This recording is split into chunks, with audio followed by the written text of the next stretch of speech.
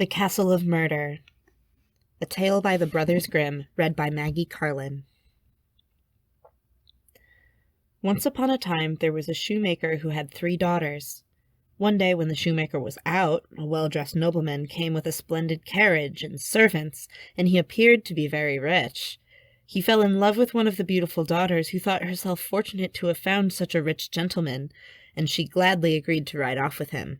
As they were on their way, it turned dark, and he asked her, "The moon's shining very bright. My horses are dashing into the night. Sweet love, are you having any doubts?" "No. Why should I have any doubts? I'm well taken care of by you."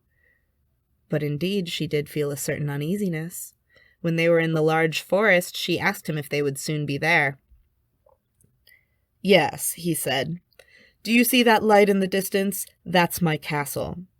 At last they arrived, and everything was beautiful. The next day he said to her that he had to leave her for a few days because he had to take care of some important and urgent business. However, he wanted to leave all the keys with her so she could see the whole castle and what treasures she, as a mistress, now possessed. When he was gone, she went through the entire castle and found that everything was beautiful.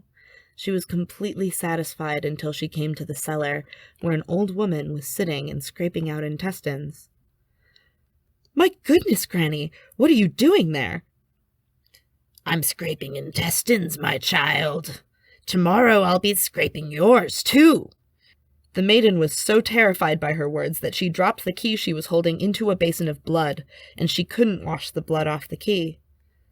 "Now your death is certain," said the old woman, "because my master will be able to see you are in the chamber, and no one is allowed to enter here except him and me."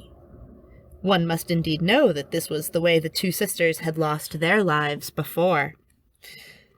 Just then, a hay wagon began to drive away and leave the castle. The old woman told her the only way she could save herself was by hiding under the hay and driving off in the wagon, and this is what the maiden did. In the meantime, the nobleman returned home and asked where the maiden was. "Oh," said the old woman, "since I have no more work for today, and since she was due to be slaughtered tomorrow, I decided to kill her. Here's a lock of her hair. The dogs ate up the heart, the warm blood, and all the rest. I'm scraping out the intestines." The nobleman was glad she was dead. Meanwhile, she arrived in the hay wagon at a nearby castle, where the hay was supposed to be delivered. She climbed out of the hay and told everyone everything she knew. Then she was asked to remain, and after some time had passed, the lord of the castle invited all of the gentry in the surrounding region to a great feast. Since the nobleman of the Castle of Murder had also been invited, the maiden changed her features and clothes so she wouldn't be recognized.